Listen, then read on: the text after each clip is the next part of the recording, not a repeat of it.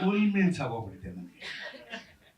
ಬಹುಶಃ ನನ್ನ ಕೆರಿಯರಲ್ಲೇ ಇಂತಹ ಒಂದು ಪ್ರೆಸ್ ಮೀಟ್ ನಾನು ನೋಡೇ ಇಲ್ಲ.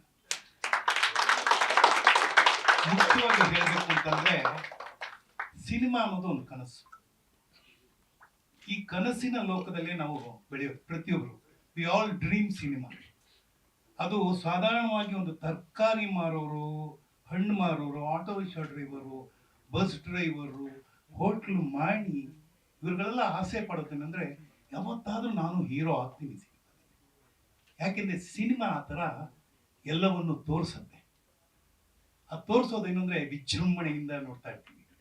ಆ ಹೀರೋ ಡ್ಯಾನ್ಸ್ ಮಾಡ್ತಾನೆ, ಹೀರೋಯಿನ್ ಕುಣಿತಾಳೆ, ಹಾಡು ಹೇಳ್ತಾರೆ, ಅಲ್ಲೊಬ್ಬ ವಿಲನ್ ಬರ್ತಾನೆ, ಇಲ್ಲೊಬ್ಬ ಕಾಮಿಡಿಯನ್ ಬರ್ತಾನೆ, ಅಲ್ಲೊಂದು ತಾಯಿ ಇರ್ತಾರೆ, ಇಲ್ಲೊಂದು ತಂದೆ ಇರ್ತಾರೆ, ಒಂದು ಟೋಟಲ್ ಜಾಯಿಂಟ್ ಫ್ಯಾಮಿಲಿ ನೋಡ್ತೀವಿ.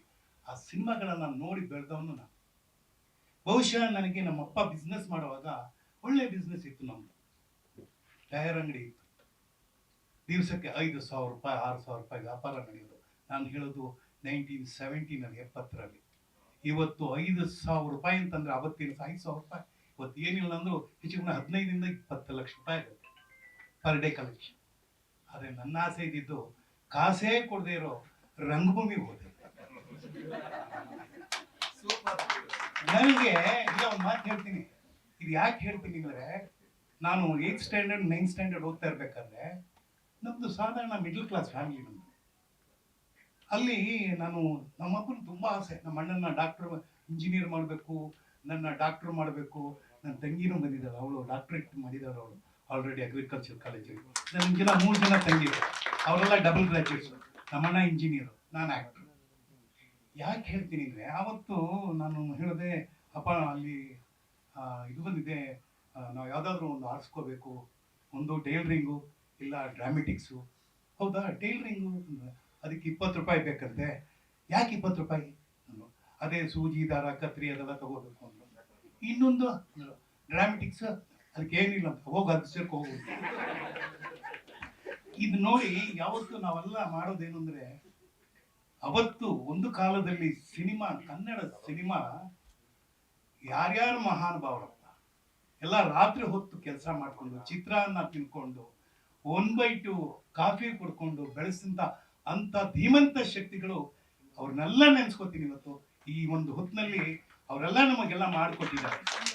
ಅವರೆಲ್ಲ ಮಾಡಿಕೊಟ್ಟಿದ್ದನ್ನು ನೋಡಿ ಕಲಿತು ಬಂದು ಇವತ್ತು ನನ್ನ 250ನೇ ಸಿನಿಮಾ ನಡೀತಿದೆ. ಮುಖ್ಯವಾಗಿ ವಿಷಯಕ್ಕೆ ಬಂದ್ಬಿಡ್ತೀನಿ. ಈ ಚಾರ್ಜ್ ಶೀಟ್ ಅನ್ನೋದು ಒಂಥರ ರೋಮಾಂಚನ ಮಾಡ್ಬಿಡ್ತು. ಇದಕ್ಕೆ ಮುಖ್ಯ ಹೀರೋನೇ ಯಾರಪ್ಪ ಅಂದರೆ ಎಸ್ ಕೆ ಉಮೇಶ್. ಅವರೇ ಹೀರೋ ಪಿಕ್ಚರ್. ಈ ಸಿನಿಮಾ ಕತೆ ಎಲ್ಲ ಇದು. ಅವರು ನಮ್ಮ JP ನಗರದಲ್ಲಿ ಇದ್ದಾಗ ವೆರಿ ಸ್ಟ್ರಿಕ್ಟ್ ಆಫೀಸರ್. ನಮ್ಮ ಮನೆಗೆ ಬಂದರು.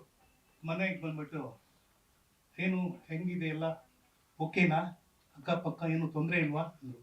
ಸರ್ ನೀವಿದ್ದೀರಲ್ಲ ಸರ್, ಏನು ತೊಂದರೆ ಇಲ್ಲ. ಆಮೇಲೆ ಒಂದು ಗ್ಯಾಜೆಟ್ ಕೊಟ್ಟು ಮನೆಗೆ ಹಾಕೋದು. ಇದು ನೋಡಿ, ಇದನ್ನು ಹಾಕಿದ್ದೀವಿ, ಇದು ಏನಾದರೂ ಯಾರಾದರೂ ಫಾಲ್ಸ್ ಬಂದು ಮಾಡಿ ಅಲಾರಮ್ ಆದರೆ ಇದು ನಿಮಗೂ ಅಲಾರಮ್ ಬರುತ್ತೆ, ಸ್ಟೇಷನ್ಗೂ ಬರ್ತಿದ್ರು. ಅದು ಕಾಳಜಿ ನೋಡಿ ಅವರು. ಅಂದರೆ ಸಮಾಜದಲ್ಲಿ ಒಬ್ಬ ನಮಗೆ ರಕ್ಷಣೆ ಕೊಡೋರು ಯಾರು? ದೇಶಕ್ಕೆ ರಕ್ಷಣೆ ಕೊಡೋನು ಸೈನಿಕ, ಸ್ಟೇಟ್ಗೆ ರಕ್ಷಣೆ ಕೊಡೋರು ಪೊಲೀಸ್ ಅಧಿಕಾರಿಗಳು, ಪೊಲೀಸು ಬೇರೆ. ಸೊ ಅವರ ಒಂದು ಈ ಚಾರ್ಜ್ ಶೀಟ್ ಅನ್ನೋದು ಟೈಟಲ್ ನಮ್ಮ ನಿರ್ದೇಶಕರು ಇಟ್ಟರು. ಇದನ್ನು ನೋಡಿದಾಗ ನಮ್ಮದೇ JP ನಗರದಲ್ಲಿ ನಡೆದಂಥ ಘಟನೆ 2003 ಆಗುತ್ತೆ. 2008ವರೆಗೂ ಹುಡುಕ್ತಾನೆ ಇರ್ತಾನೆ, ತಂದೆ ಸಿಗಲ್ಲ. ಕಡೆಗೆ ಇವ್ರ ಕೇಸ್ ತಗೊಂಡು ಅದನ್ನು ಸಾಲ್ವ್ ಮಾಡಿ ಅದಕ್ಕೊಂದು ಅಂತ್ಯ ಕೊಡ್ತಾರೆ. ನಾನು ಈ ಸಿನಿಮಾ ಬಗ್ಗೆ ಒಂದು ಹೇಳಬೇಕು ಅಂತಂದರೆ, ಈ ನಿರ್ಮಾಪಕರ ಬಗ್ಗೆ ನಿಜವಾಗ್ಲೂ ನಾವು ಕಾಳಜಿ ವಹಿಸ್ಬೇಕು. ಯಾಕೆಂದ್ರೆ ಇವರು ಹೇಳಿದ್ರು ಬಡ್ಜೆಟ್ ಇದಂದ್ರೆ ಧ್ರುವ, ಬಡ್ಜೆಟ್ ಇಲ್ಲಂದ್ರೆ ಸುಂದರ ಅಂತ. ನಮಗೆ ನೋ ಬಡ್ಜೆಟ್. ಮುಖ್ಯವಾಗಿ ಇವತ್ತು ವಾಣಿಜ್ಯ ಮಂಡಳಿ ಒಂದು ಒಳ್ಳೊಳ್ಳೆ ನಿರ್ಧಾರ ತಗೋಬೇಕು ಅಂತಂದ್ರೆ ಹೆಣ್ಣು ಮಕ್ಕಳೇ ಸ್ಟ್ರಾಂಗ್ ಗುರು. ಹಾಗಾಗಿ ನನ್ನ ಮಗಳು ಏನು ಮಾತಾಡ್ತನೋ ಅದಕ್ಕೆ ನಾನು ಜಯಮ್ಮನ್ನ ಕೇಳ್ಕೊಂಡೆ, ಅಮ್ಮ ಈ ರೀತಿ ಕಾರ್ಯಕ್ರಮ ಇದೆ, ಒತ್ತಡಗಳು ತುಂಬ ಇದೆ, ಯಾರಿಗಿಲ್ಲ ಒತ್ತಡ, ಎಲ್ರಿಗೂ ಒತ್ತಡ ಇದೆ, ಆದರೆ ಅದನ್ನೆಲ್ಲ ಬಿಟ್ಟು ಬಂದಿದ್ದಾರೆ. ಹಾಗೆಯೇ ನನ್ನ ಆತ್ಮೀಯ ಮಿತ್ರ ನಿರ್ಮಾಪಕ ಕೇವಲ ಕನ್ನಡಕ್ಕೆ ಸೀಮಿತವಾಗಿಲ್ಲ. ಅವರ ಬಾಲಿವುಡ್ಡಿಂದ ಹಾಲಿವುಡ್ವರೆಗೂ ಅವರ ಕೆಲಸವನ್ನು ಮಾಡಿ ತೋರಿಸಿದ್ದಾರೆ. ಈಗ ನಂದು ಒಂದೇ ಒಂದು ರಿಕ್ವೆಸ್ಟ್ ನಿಮ್ಮಲ್ಲಿ, ಮತ್ತೊಂದ್ಸಲಿ ಆ ಹಾಡು ಮತ್ತೆ ಟ್ರೈಲರ್ನ ನೋಡ್ಬಿಟ್ಟು